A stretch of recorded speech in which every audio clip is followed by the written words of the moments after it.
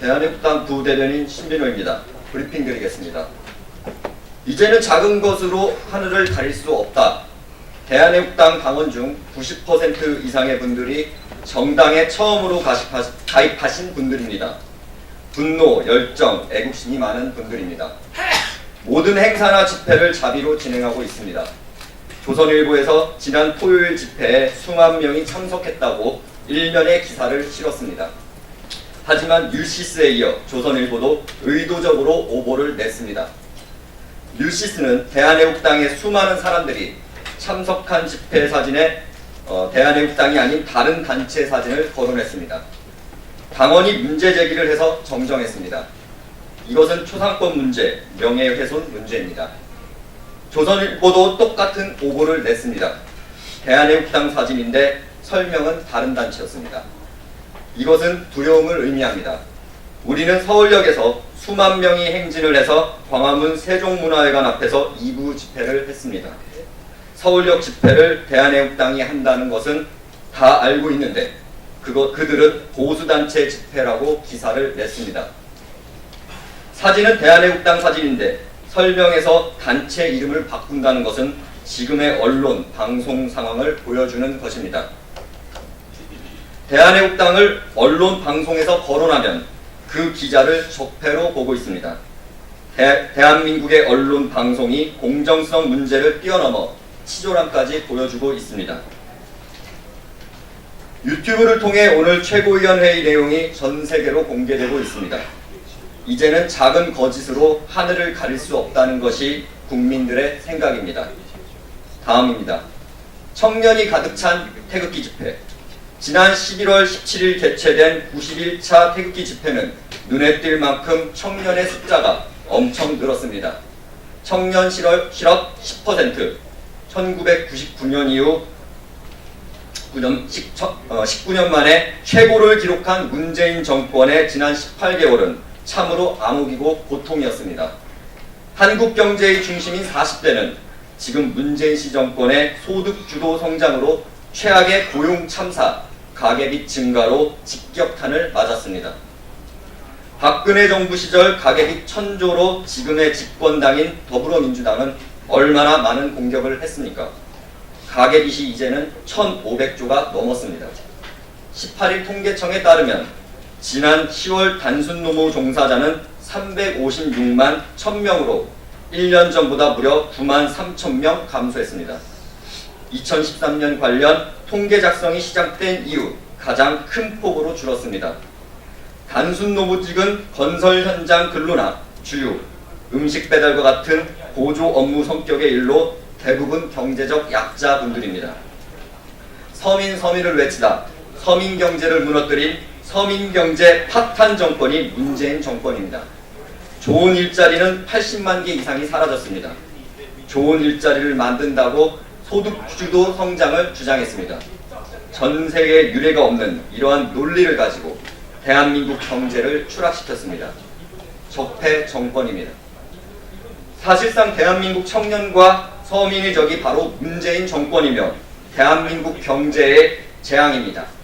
지금 청년들 사이에서는 M4 세대, 즉 문재인을 포기한 세대라는 신조어가 유행하고 있습니다. 급속하게 늘어나는 태극기 집회의 청년 참여를 위해 대한애국당은 체계적이고 강력한 투쟁 방안을 마련하며 문재인 정권에 고통받은 청년 세대와 서민의 분노를 담아내겠습니다. 다음입니다. 대한민국 보수의 적자는 누구인가? 이번 주 수요일 21일 오전 9시 국회의원회관 대회의실에서 대한애국당과 국회 조원진 의원실 주최 주관으로 대한민국 보수의 적자는 누구인가 대토론회를 개최합니다. 이번 토론회는 보수파의 위기이자 대한민국의 위기를 극복하고 대한민국의 정체성인 자유민주주의와 시장경제를 어떻게 살릴 수 있고 진정한 보수란 무엇인지를 고민하고 행동하는 자리입니다. 토론회의 축사는 이건계 법무법인 주원 대표 변호사와 유진유 전 미 한인 회장이 하며 주최 발표는 성균관대학교 홍관희 교수, 사회는 박태우 사무총장, 토론자로는 자유민주학회 이주천 회장, 자유일보 곽성문 대표, 법무법인 민주 서정욱 변호사, 대한애국당 임지연 수석 대변인이 합니다. 과연 대한민국의 정체성은 무엇인가? 우리는 이 논쟁을 피해갈 수 없습니다. 대한애국당은 이 논쟁을 정면으로 승부할 것입니다. 대한민국의 정체성은 자유민주주의와 시장경제입니다. 거짓 촛불 쿠데타로 집권한 문재인 정권의 운명은 이미 실패로 결정났지만 대한민국의 운명은 아직 대한민국 국민의 힘으로, 태극기 힘으로 바꿀 수 있다는 희망이 있습니다. 지금 대한민국에는 수십 년간 보수라고 지칭하던 자유한국당이 국민의 마음속에는 이미 존재의 의미조차 없습니다. 지금까지의 보수는 비겁했고 나약했고 이기심만 가득했고 대한민국을 진정으로 대변하지도 못했습니다. 지금 보수라고 하는 정당과 정치인들은 자신들이 만든 대통령을 양심의 가책도 없이 불법 탄핵에 동조하여 배신했고 심지어 거짓 촛불에 편승해 자신의 정치 생명을 이어가려고 했으며 죄 없는 박근혜 대통령에 대한 불법 탄핵에 온몸으로 맞서 싸우다 현장에서 무려 4분의 대한민국 국민이 돌아가셨는데도 진실규명은커녕 애도의 말 한마디도 하지 않는 것이 지금 자유한국당의 모습입니다. 심지어 대한민국의 정체성인 시장경제가 거짓 촛불로 흔들리고 적폐로 몰리며 탄압받고 있어도 보수를 자칭하는 정당은 시장경제에 대한 정치 수사라는 말조차 꺼내지 않았고 대한민국이 좌파의 손에 넘어가 국민적 합의도 없는 상태에서 북한 김정은 세력과 북핵 평화쇼를 하고 있어도 장외투쟁다운 투쟁조차 하지 못하고 있는 것이 자유한국당의 모습입니다. 스스로 웰빙 정당임을 자인하고 있습니다. 박근혜 대통령을 탄핵한 탄핵 세력이 자유한국당을 주도하고 있습니다. 대한애국당이 보수파 정당의 적자임을 증명하는 소중한 토론회에 애국국민 여러분과 당원 여러분의 많은 참여 부탁드립니다. 다음입니다. 드루킹과 김경수 그 윗선을 밝혀라. 16일 서울중앙지법에서 열린 김경수에 대한 두 번째 재판에서 김경수가 킹크랩 시범을 디귿자 책상 가운데에서 직접 지켜봤다는 증언을 하고 있습니다. 지난달 29일 열린 재판에서는 드루킹 일당 중 한 명인 솔본 아르타 양모 씨는 증인으로 나와 김 지사가 경제적 공진화 모임 거사와 관련한 공격이 있으면 책임지고 방어해주겠다고 했고 경공모에 대해 문재인 대표에게 보고했고 문 대표가 드루킹이란 닉네임을 알고 있다는 내용을 공유했다고 주장했습니다. 이제 대다수 국민들은 김경수가 드루킹과 공모해서 불법으로 박근혜 대통령 탄핵에 앞장섰고 이러한 불법 행위에 반드시 윗선이 있다는 것을 알고 있습니다. 주말에는 문재인 씨를 비방해 논란이 되온 트위터 계정 해경궁 김씨의 소유자가 이재명 경기지사의 부인 김혜경 씨라는 경찰 수사가 나왔습니다. 서울시장이라는 자는 지난주 토요일 한국노총에서 주최한 전국 정부 규탄 대회에 공개적으로 참석해 노조가 편한 서울시를 만들겠다며 드디어 자기 정치를 본격적으로 시작했습니다. 더불어민주당 서울시장인 더불어민주당 출신의 문재인을 규탄하고 있습니다. 콩가루 집안도 이런 콩가루 집안이 없을 것입니다. 문제는 문재인 정권이 망하는 것은 상관없는데 대한민국이 위기에 빠졌다는 것입니다.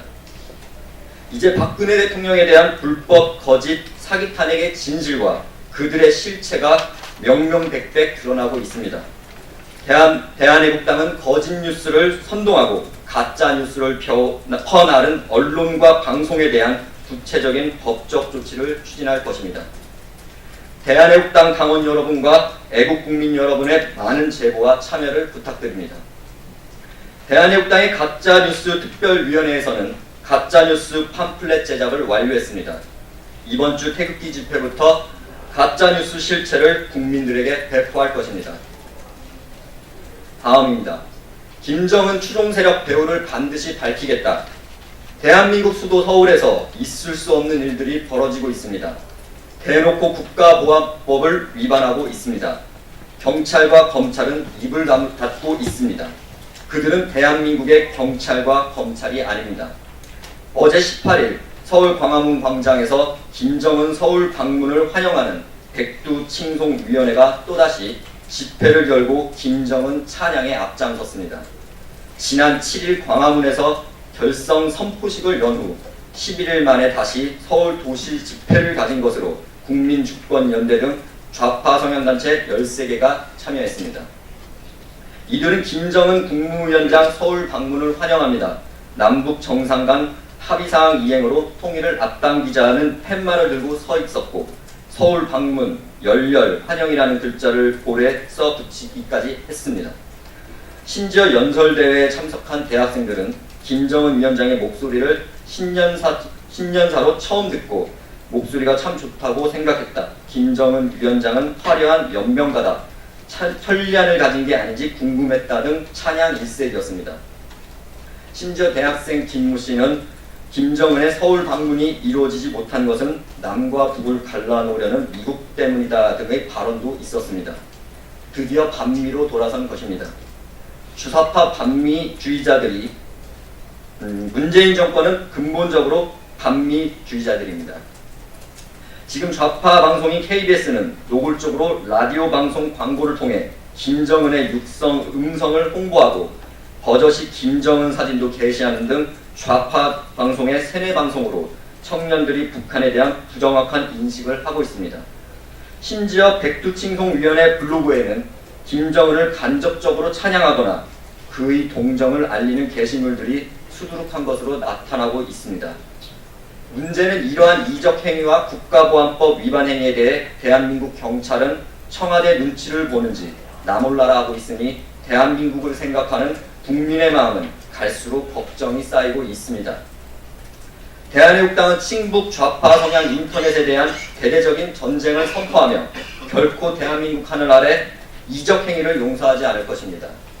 북한의 인권 침해를 강도 높게 비판하고 인권 침해 행위의 즉각적인 중단과 개선을 촉구하는 북한 인권 결의안이 15일 현지 시간 유엔 제3위원회에서 채택되었습니다.